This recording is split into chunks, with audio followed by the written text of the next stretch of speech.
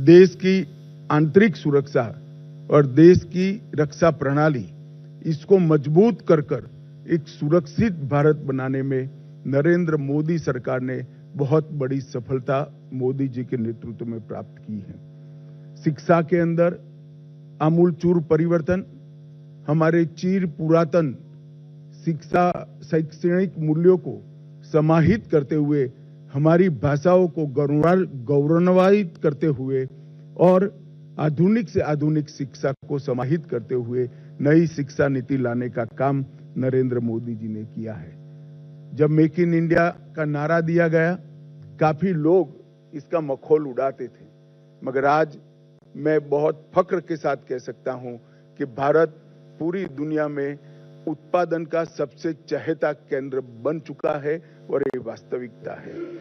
हमारी digital India की योजना को दुनिया के कई देश समझना भी चाहते हैं, स्वीकारना भी चाहते हैं और उसको अपने विकास का आधार भी बनाना चाहते हैं। इकोनॉमी के 13 पैरामीटर्स में, चाहे बैंकिंग हो, चाहे मुद्रास्फीति हो, चाहे विकास दर हो, हर पैरामीटर में हमने डिसिप्लिन लाई है और प्रगति भी की है। अंतरिक्ष के क्षेत्र में आज सभी लोग भारत का अंतरिक्ष के क्षेत्र में भविष्य उज्जवल है, इसको एक्नोलेज करते। 10 वर्ष में आजादी के बाद पहली बार दुनिया ने रीढ़ की हड्डी वाली विदेश नीति को देखने का मौका मिला है। भारत की विदेश नीति में मेरे जैसे कई लोगों को रीढ़ की हड्डी दिखाई नहीं पड़ती थी, अब भारत की विदेश नीति में रीढ़ की हड्डी दिखाई पड़ती है। 10 साल में देश के 60 करोड़ गरीबों को एक ही 10 साल में घर, शौचालय, गैस, पीने का पानी, बिजली, 5 किलो मुफ्त अनाज और 5 लाख तक की स्वास्थ्य की सुविधाएं देने का काम नरेंद्र मोदी जी ने किया है। और हमें लक्ष्य लेकर चले हैं कि अगली बार जब चुनाव में जाएंगे, इस देश में कोई व्यक्ति घर बगैर का नहीं होगा। युवाओं के लिए ढेर सारे मौके तराशे गए हैं। आज भारत का युवा भारत के नए प्लेटफॉर्म पर खड़ा होकर विश्व के युवा के साथ दो हाथ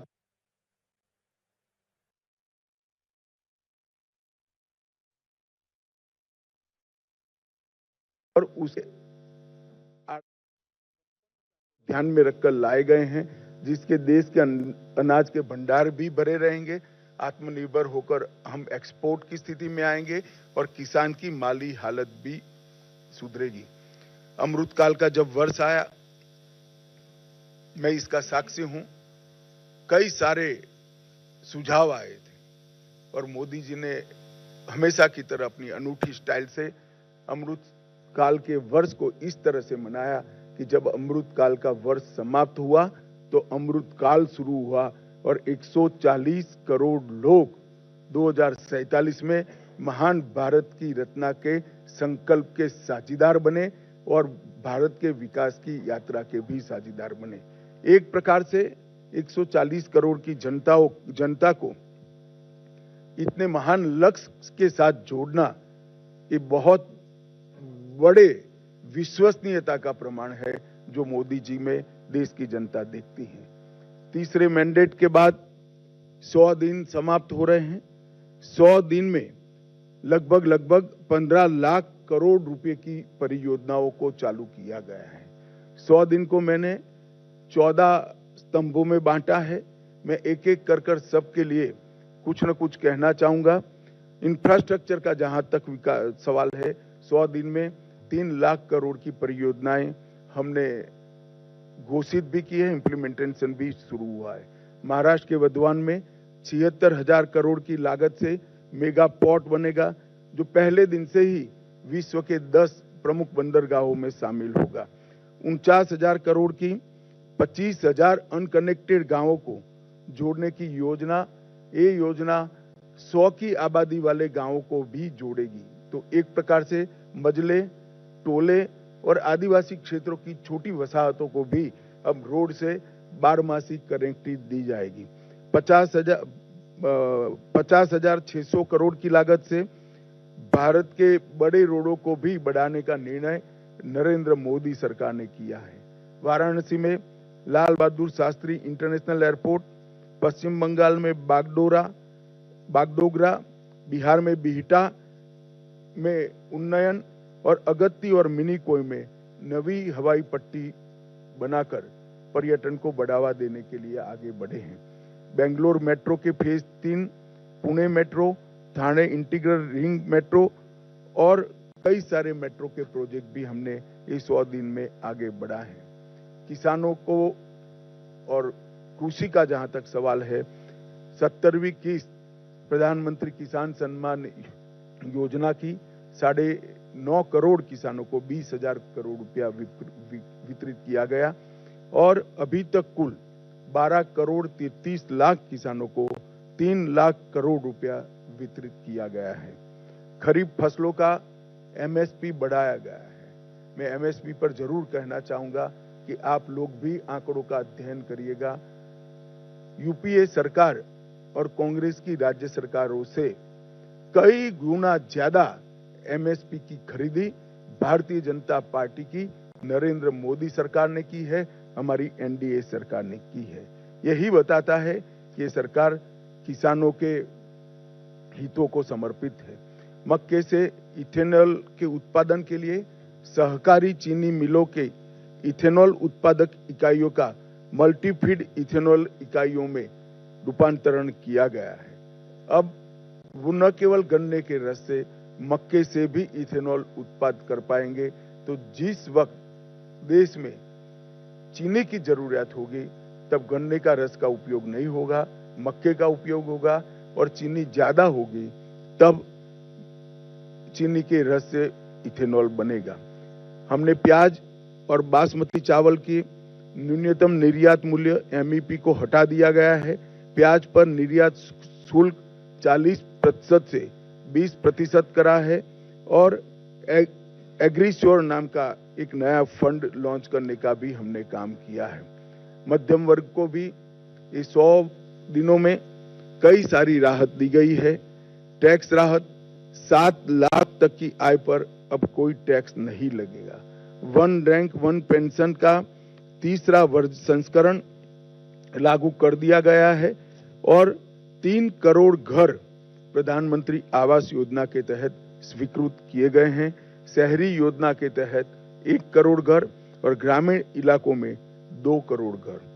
प्रधानमंत्री सूर्यघर मुफ्त बिजली योजना एक प्रकार से 2024 के बीच 2.5 लाख से ज्यादा घरों में सौर ऊर्जा का सिस्टम अब तक लग चुका है। एक अनूठी योजना है जिससे मध्यम वर्ग के परिवारों का बिजली का बिल तो मुफ्त हो ही जाता है, साथ में सौर ऊर्जा के हमारे लक्ष्य की पूर्ति के लिए भी वो कंट्रीब्यूट करते हैं। पीएम ई बस सेवा एनवायरमेंट फ्रेंडली सिस्टम तैयार करने के लिए लगभग 3400 करोड़ की सहायता से हमने पीएम ई बस सेवाओं की स्वीकृति दी है और स्टार्टअप को वित्तीय राहत और इनोवेशन को बढ़ावा देने के लिए स्टार्टअप पर 31% का बोझ डालने वाले एंजल टैक्स को समाप्त करने का भी निर्णय भारतीय जनता पार्टी की सरकार ने दिया है। National industrial corridor development program के तहत 12 इंडस्ट्रियल जोन बनाए जाएंगे। जो 12 इंडस्ट्रियल जोन बनाए जाएंगे वो कहीं न कहीं बड़े नेशनल हाईवे से लिंक होंगे, इसके आसपास होंगे।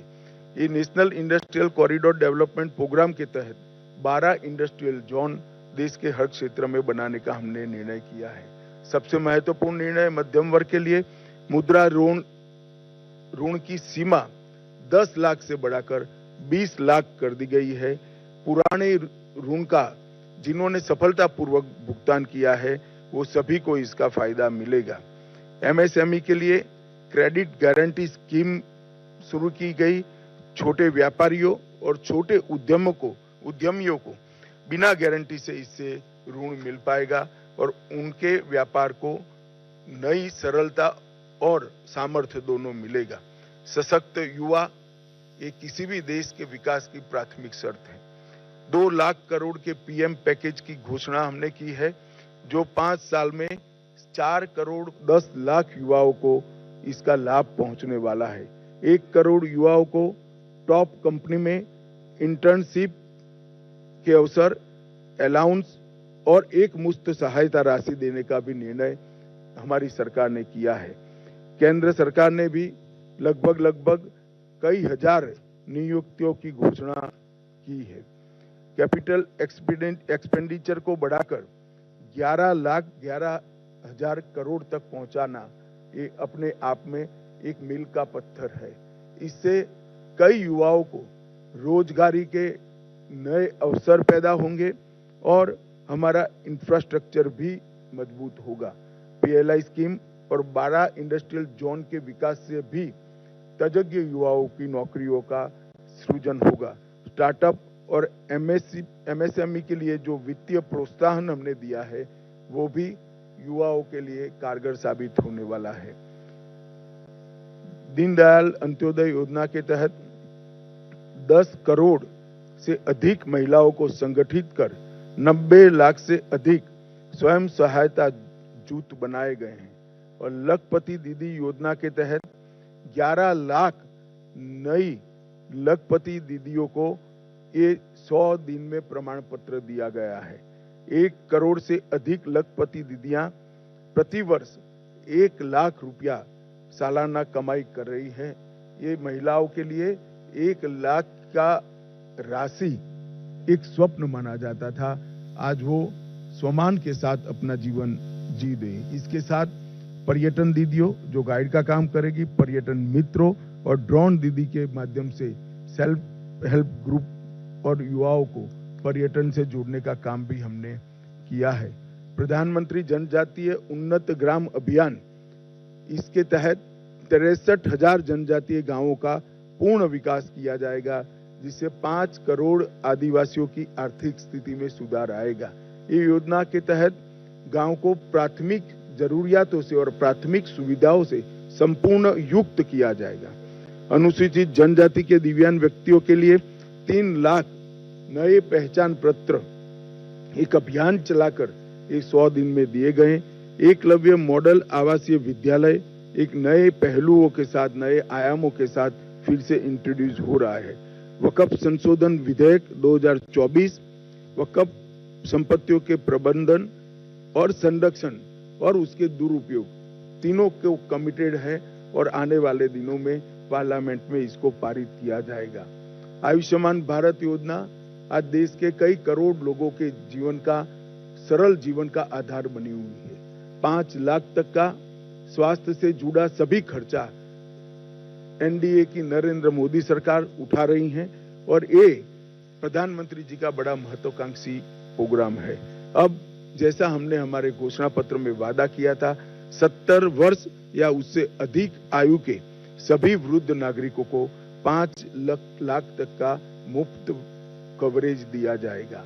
इसमें जो गरीब घर में 70 साल से अधिक वाले लोग हैं, उनको अपने कार्ड के अलावे और 5 लाख दिया जाएगा, तो उनका कवरेज एक प्रकार से 10 लाख तक किया जाएगा।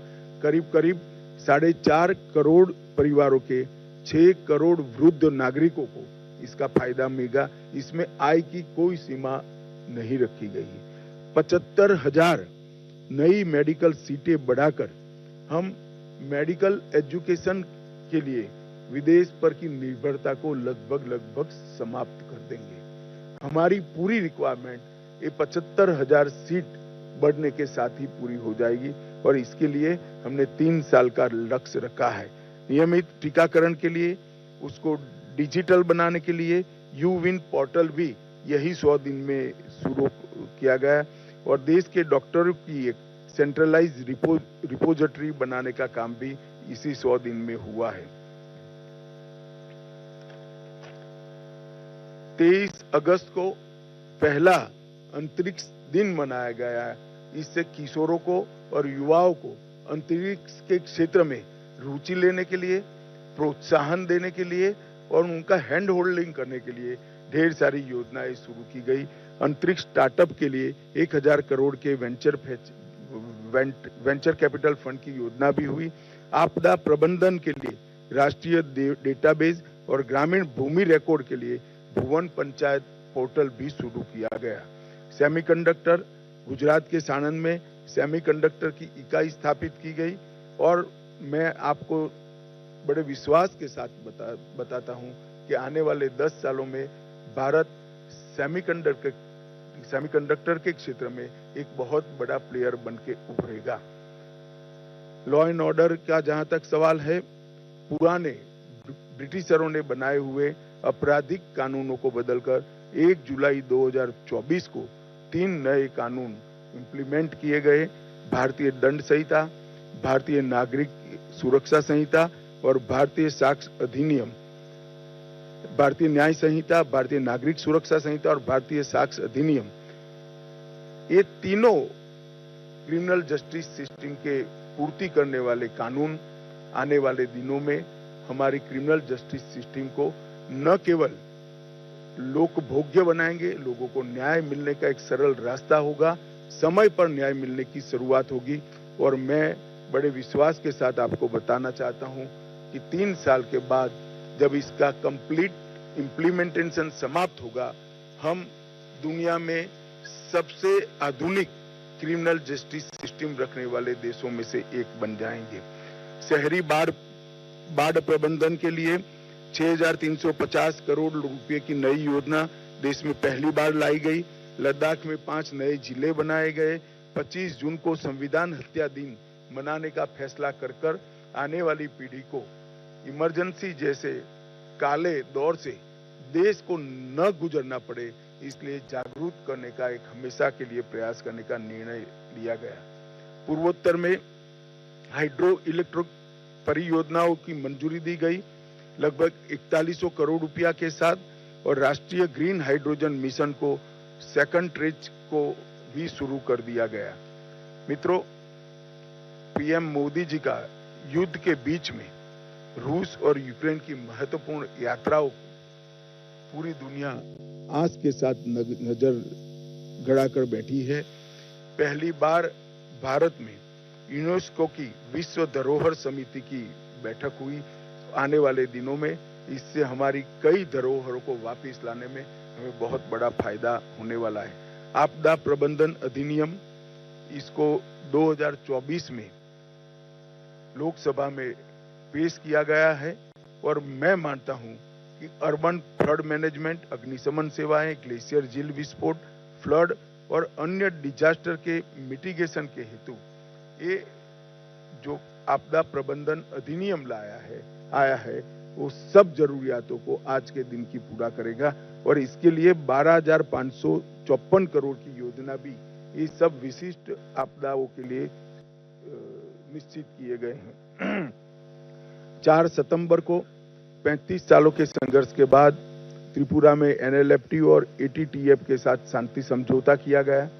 मानस हेल्पलाइन नारकोटिक्स की रोकथाम के लिए और सूचनाओं के लिए शुरू की गई। अगले 5 साल में 5,000 साइबर कमांडो तैयार किए जाएंगे और साइबर अपराध के लिए सस्पेक्ट रजिस्ट्री भी तैयार की जाएगी। मित्रों, 100 दिन में इतना सारा जो काम उसको अंजाम देने में सफलता मिली है, उसका कारण है जब हम चुनाव में गए, राजनीतिक पार्टियां और चुने हुए प्रतिनिधि तो चुनाव में गए थे, परंतु मोदी जी ने चुनाव के 6 महीने पहले ही ब्यूरोक्रेसी को एक काम दिया था कि पाइपलाइन में जितनी भी चीजें पड़ी है, जो भी नई सरकार आएगी उसके लिए समाप्त कर रखे, जिससे देश के विकास के गति में बाधा न उत्पन्न हो। इसी का परिणाम है कि ये लगभग लाखों करोड़ों के काम 100 दिन के अंदर ही हम कैबिनेट तक की पूरी प्रोसीजर और कई जगह तो टेंडरिंग भी समाप्त कर चुके हैं। इसके कारण देश की विकास की गति न केवल बढ़ेगी, देश सुरक्षित संपन्न होगा और नई शिक्षा नीति को इंप्लीमेंट कर शिक्षा के क्षेत्र में भी हम आगे बढ़ेंगे। मैं आशा करता हूं कि मोदी जी के नेतृत्व में ये जो विकास का रथ चला है वो आगे पर भी चला रहेगा, इसका हम सभी को विश्वास है। अब आप सब इसके बारे में कुछ पूछना चाहते हैं तो जरूर पूछिए। मैं प्रश्न लूंगा। सबसे पहले नमस्कार। सबसे पहले तो मैं आपको अब 16 नंबर नीचे कर दो। हाँ जी, सबसे पहले तो मैं आपको धन्यवाद दूंगा हिंदी के प्रति जो आपका अनुराग है। हिंदी को अंतर्राष्ट्रीय भाषा बनाने की बात आपने कही है, लेकिन मेरा सवाल है विकसित भारत में जो राजनीतिक विमर्श है, भाषा का जो विमर्श है, उस पर सवाल करना चाहता हूं। हरियाणा में चुनाव चल रहे हैं। कांग्रेस के एक सांसद जयप्रकाश जी ने कहा है कि महिलाएं अगर लिपस्टिक लगाकर और पाउडर लगाकर। एक मिनट जी सर। भाई, मैं रोज आपके लिए उपलब्ध हूं। आज के प्रेस कॉन्फ्रेंस का विषयांतर न हो, इसके लिए मेरे आपसे सबसे विनंती है कि 100 दिन में अगर कोई सवाल हो तो जरूर करिए। हाँ सर। रुचि न हो तो उत्पन्न करके भी करिए। नहीं सर, रुचि है सर, रुचि है। भाषा के विमर्श पे है। भाषा का जो विमर्श है विकसित भारत में कितना सार्थक होगा। केंद्रीय मंत्री रवनीत बिट्टू जी ने प्रतिपक्ष के नेता राहुल गांधी को आतंक। आप पॉलिटिकल सवाल की दिशा में न जाइए, मैं दृढ़ता से नहीं जवाब दूंगा। बार बार कहना पड़े अच्छा नहीं लगता है। जहां तक भाषा का सवाल है, मैं स्पष्ट कर देता हूं, हमारी सरकार मानती है कि कोई भी देश अपनी स्थानीय भाषाओं को समाप्त कर कर विकास नहीं कर सकता है। स्थानीय भाषाओं के साथ हमारा इतिहास, हमारी संस्कृति और हमारी परंपराएं जुड़ी हुई है। इसलिए नई शिक्षा नीति में हमने प्राथमिक शिक्षा स्थानीय भाषाओं में हो, इस पर बड़ा आग्रह किया है। और राजभाषा का जहां तक सवाल है, मैंने बहुत स्पष्ट किया है कि हिंदी का किसी स्थानीय भाषा से कोई स्पर्धा नहीं है। राजभाषा विभाग ही अब एक ऐसा पोर्टल लेकर आएगा, किसी भी भाषण का, किसी भी लेख का, किसी भी आलेख का कुछ सेकंडों में ही संविधान की 8वीं सूची की सभी भाषाओं में भाषांतर कर देगा। धन्यवाद सर। 67 सर, मैं शैलेश यादव हूँ ANI न्यूज एजेंसी से। सर, आयुष्मान भारत के बारे में मेरा ये सवाल है। अभी सरकार ने जो है 70 साल और 70 साल से ऊपर के लोगों के लिए को उसमें शामिल करा है। तो सर, मेरा ये सवाल है कि क्या सरकार की कोई ऐसी योजना है कि मिडिल और लोअर मिडिल क्लास को भी इस योजना में शामिल किया जाए? नहीं, मैं समझ नहीं पाया। आयुष्मान भारत में सर क्या लोअर और लोअर मिडिल क्लास को भी शामिल करने की योजना है? जो 70 साल के ऊपर के जितने वरिष्ठ नागरिकों को 5 लाख तक की सुविधाएं देनी है, उसमें हमने आय की कोई सीमा नहीं रखी। कोई भी व्यक्ति को ये फायदा मिलने वाला है। देश के सभी 70 साल से वरिष्ठ नागरिकों को फायदा मिलेगा। तो स्वाभाविक रूप से मध्यम वर्ग और उच्चतर मध्यम वर्ग, और कोई लेना चाहे ना चाहे मुझे मालूम नहीं है, मगर कोई करोड़ोंपति भी लेना चाहे तो वो एंटाइटल होगा। 255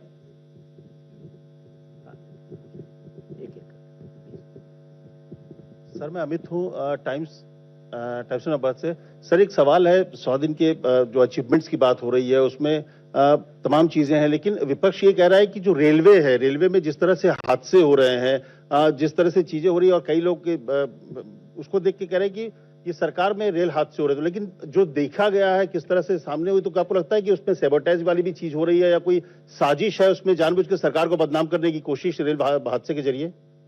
जवाब आपने ही दे दिया अमित, मैं क्या बताऊं, बताइए। मित्रों, रेलवे का जिस तरह से एक्सपांशन हो रहा है, ये एक्सपांशन देश की जनता फील कर रही है। और जहां तक हादसों का सवाल है, हम इसकी तह तक जाकर इसकी जांच करेंगे। कारण जो भी है, इसका निवारण करने के लिए सरकार कटिबद्ध है।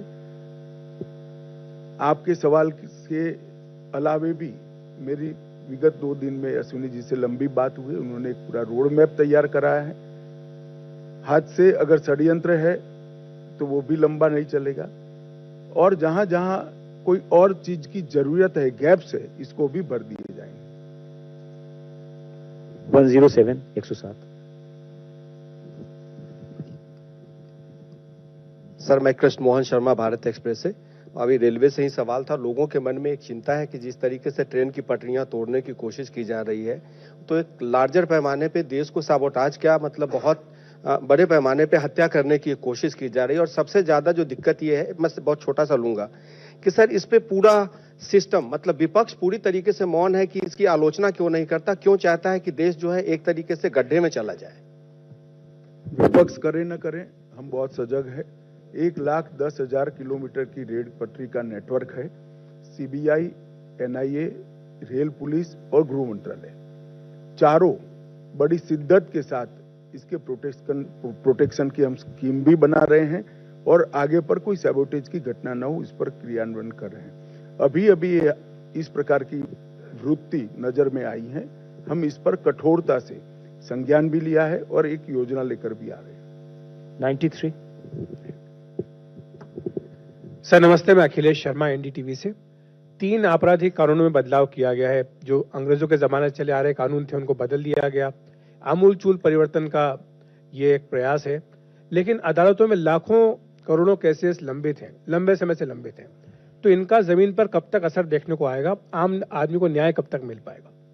देखिए, समस्या सात अर्थ में आपने जो उठाई बड़ी गंभीर है, परंतु आप तीनों कानूनों का अध्ययन करेंगे तो हमने तीनों स्तर पर,